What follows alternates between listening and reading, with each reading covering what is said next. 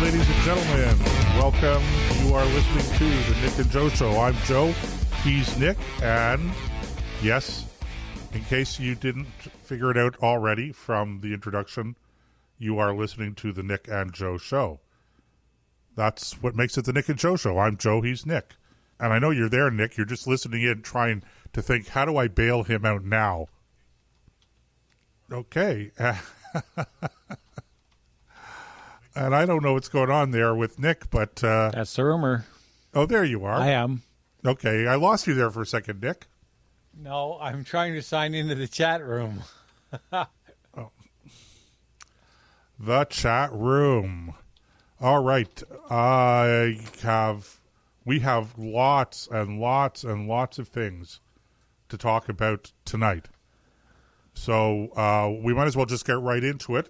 If you want to join our if you want to participate live in our chat room, click on this is if you're listening online, click on the chat bubble in the player. If you haven't registered yet, you may have to register. If you are registered, you may have to log in. That's to make sure that you are indeed a flesh and blood human being. And we have complete faith in you that you are, but, we just have to make sure. And we don't sell your email address or anything, and it's completely free. You can also call the show anywhere in North America.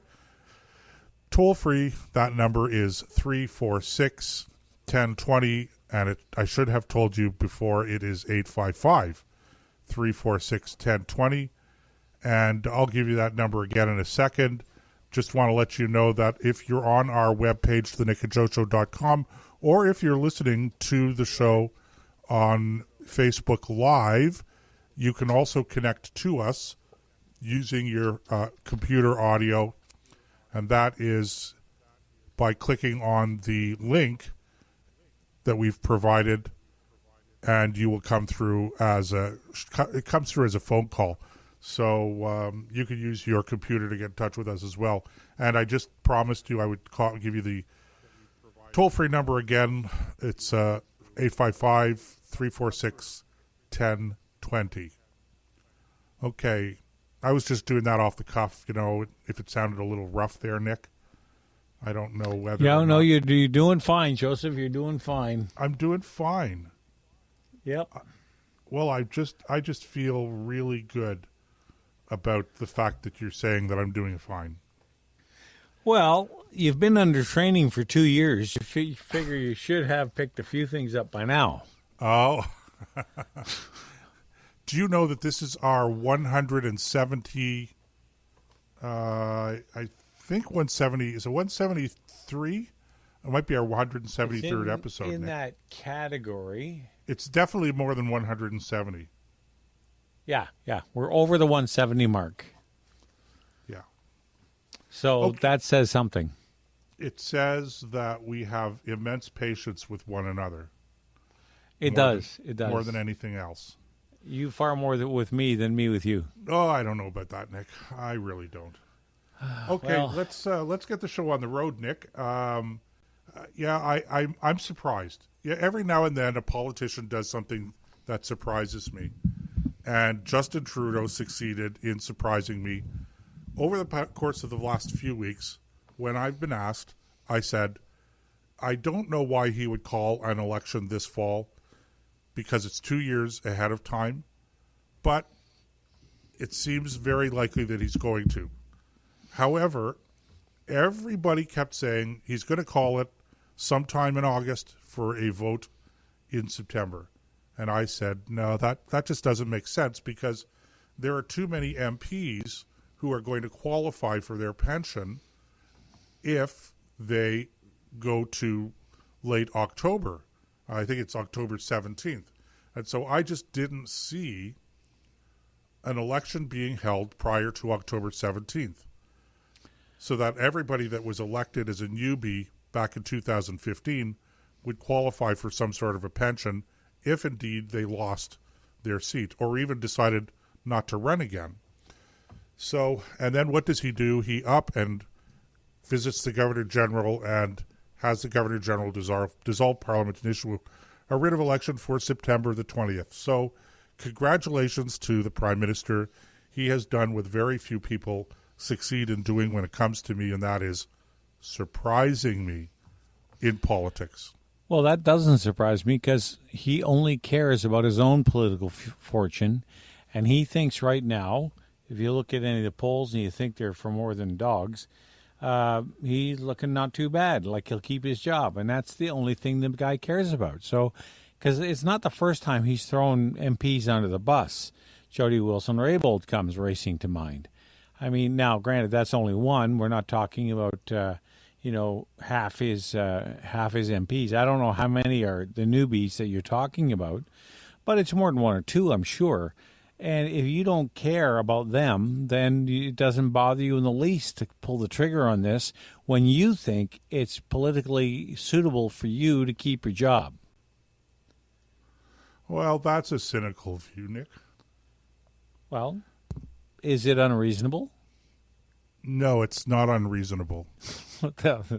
So there's not cynicism, it's just a statement of fact. Right.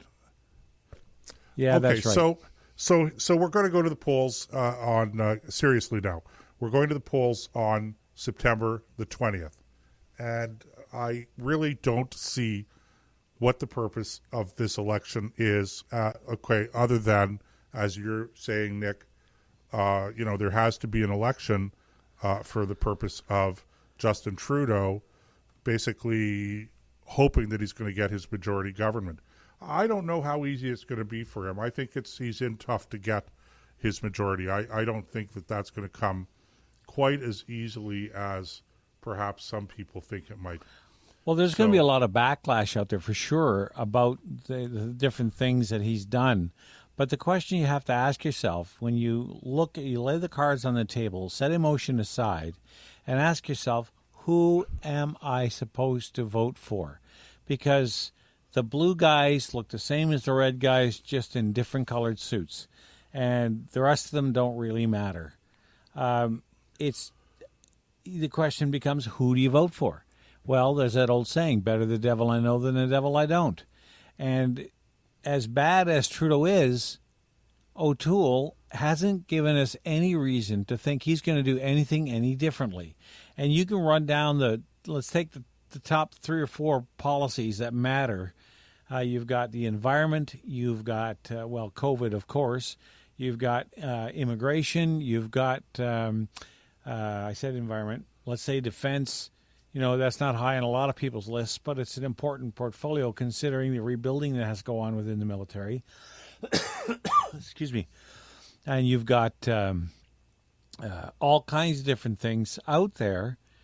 And when you contrast that to what the Liberals want to do, take Wi-Fi as an example.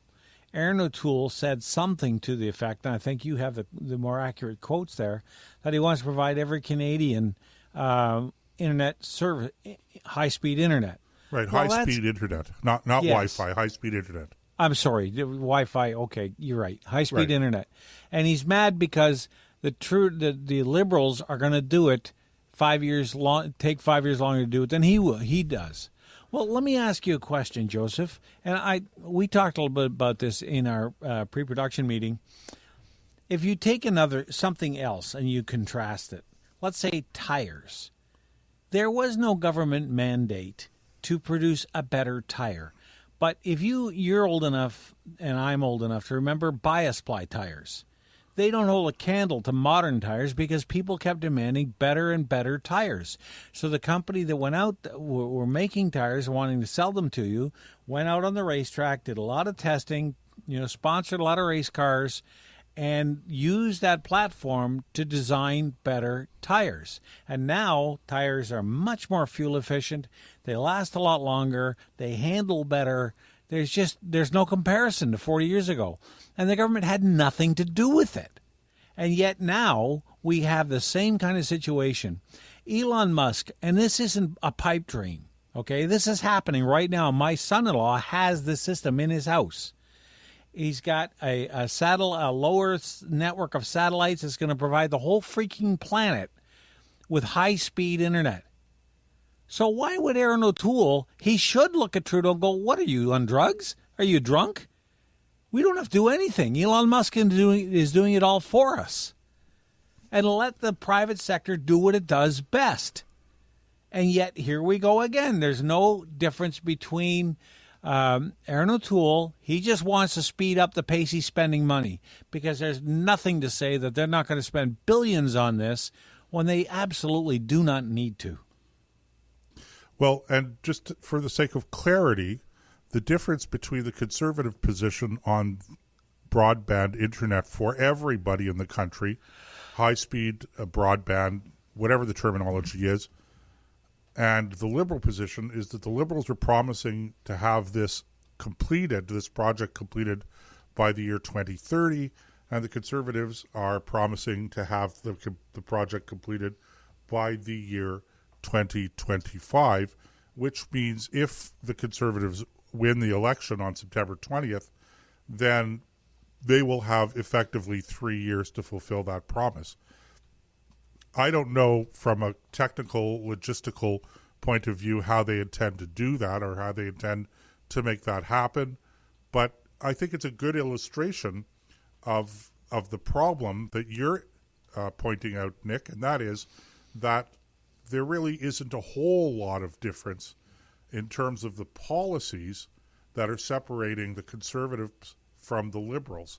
And that's a good illustration. And, you know, another illustration that I've been looking at is daycare proposals.